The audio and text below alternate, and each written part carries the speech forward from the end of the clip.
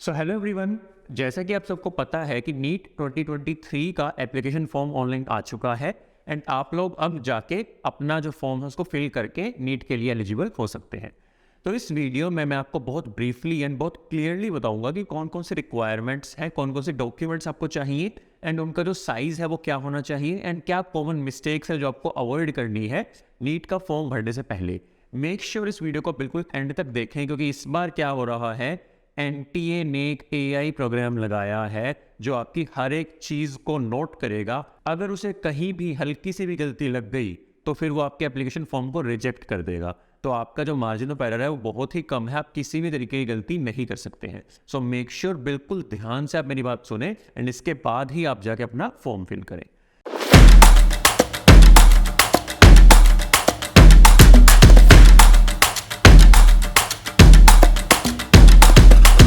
तो अगर मैं आपको यहाँ पे दिखाऊं कि readiness for filling up application form है जो हमारा इन्फॉर्मेशन ब्राउज़र है उसमें, तो आपको दिखेगा कि हमें जेपीजी या पीडीएफ फॉर्मेट में ही सिर्फ और सिर्फ इमेजेस को स्कैन करना है। कौन कौन सी रिक्वायरमेंट है अगर मैं वो आपको दिखाऊं तो आप देखेंगे कि लेटेस्ट पासपोर्ट साइज फ़ोटो चाहिए हमें, जिसका साइज़ होगा 10 किलोबाइट से 200 KB के बीच में। एक पोस्ट कार्ड साइज़ फोटोग्राफ चाहिए, थोड़ी सी बड़ी होती है, इसका भी साइज़ 10 KB से 200 KB है।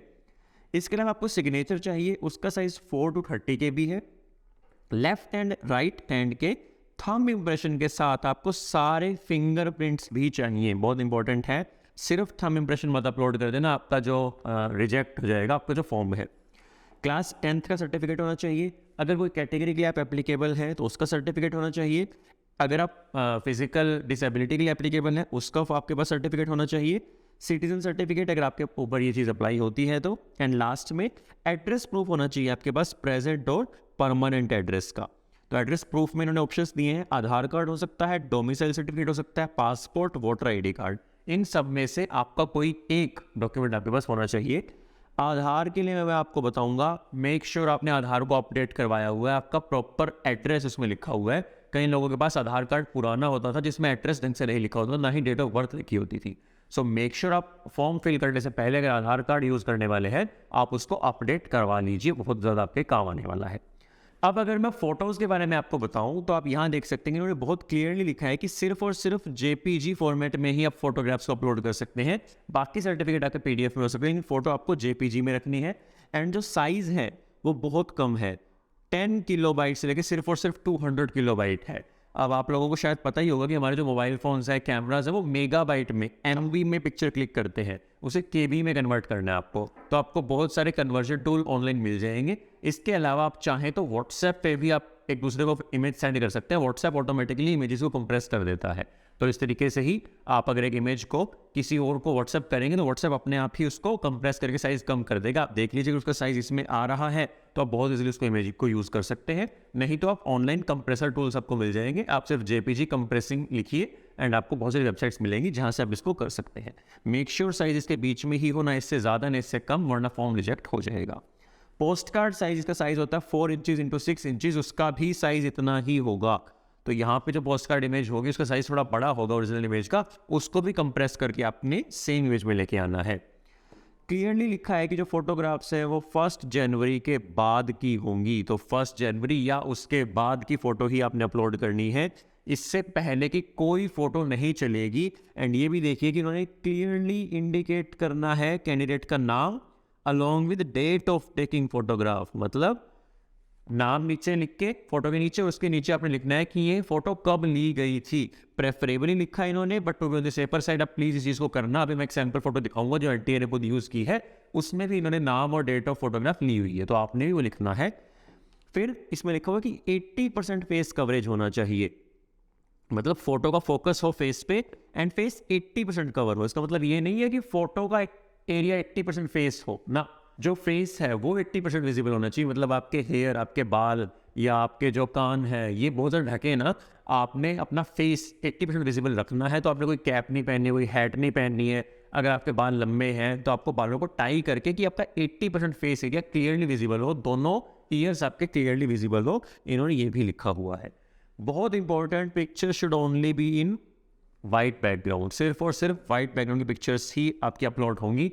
बाकी कोई बैकग्राउंड हो तो AI प्रोग्राम इसको रिजेक्ट कर देगा। मेक श्योर आपने सिर्फ और सिर्फ वाइट बैकग्राउंड में लेटेस्ट पिक्चर को अपलोड किया है। इसके अलावा कंप्यूटर जनरेटेड फोटोज या पोलराइड फोटोज अलाउड नहीं है। अब बहुत सारे बच्चों को जो स्पेक्टिकल पहनते जो चश्मा लगाते हैं, उन लोगों के लिए आपने स्पेक्टिकल्स को सिर्फ और सिर्फ तब फोटो में रखना है अगर आप उसको रेगुलरली यूज़ कर रहे हैं। तो अगर आप रेगुलर यूज़ नहीं करते हैं, आप एग्जाम में नहीं लेके जाने वाले हैं, तो आप फोटो भी बिना स्पेक्स के यूज़ करेंगे। बट अगर आप रेगुलरली यूज़ करें तो आप स्पेक्टिकल्स यूज़ कर सकते हैं। इसके अलावा बिना फोटोग्राफ के आपने एप्लीकेशन फॉर्म भरा तो फॉर्म को रिजेक्ट कर दिया जाएगा। फोटोग्राफ्स अटेस्टेड नहीं होंगी। मेक श्योर फोटोग्राफ्स को अटेस्ट करने की ज़रूरत नहीं है, आपकी बिना अटेस्टेड फोटो भी ईजिली चल जाएगी। और यही सेम फोटोज़ आपने 6 से 8 passport photos and 4 to 6 post card photos रखनी है वाइट बैकग्राउंड में, ताकि जब लेटर इन दी कोर्स आपको ज़रूरत पड़े काउंसलिंग के टाइम पे तो आप इन फोटोग्राफ्स को यूज़ कर सकें।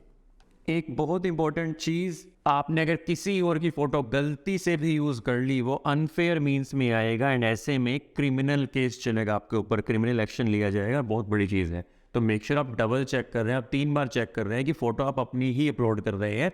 ये उन लोगों के लिए जो एक ही सिस्टम से मल्टीपल लोग फॉर्म भरने वाले हैं। तो आप अपना फोल्डर अलग बनाना, अपनी फाइल का क्लियरली नाम अपने को रखें। अपने गलती से अपलोड दूसरी कर दी, फॉर्म तो रिजेक्ट होगा ही होगा, क्रिमिनल केस भी चलेगा। बहुत बड़ी चीज़ है ये। सिमिलरली अगर मैं सिग्नेचर की बात करूँ, सिग्नेचर भी आपका JPG फॉर्मेट में ही जाएगा। उसका साइज़ भी 4 to 30 किलोबाइट है। तो आप इसको पेपर पे साइन करके उसकी फ़ोटो क्लिक कर सकते हैं, फिर सेम JPG कंप्रेसर यूज़ करके आप उसको कंप्रेस करके 30 किलोबाइट से नीचे लेके आ सकते हैं।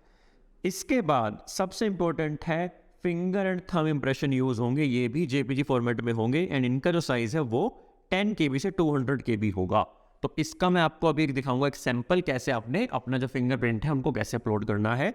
इसके अलावा आपको जो प्रेजेंट और परमानेंट एड्रेस का प्रूफ है वो भी अपने PDF फॉर्मेट में ही डालना है। मैं दोबारा बता दूं, आधार, डोमिसाइल, पासपोर्ट या वोटर ID कार्ड, इन चारों में से आप कोई भी डॉक्यूमेंट यूज़ कर सकते हैं।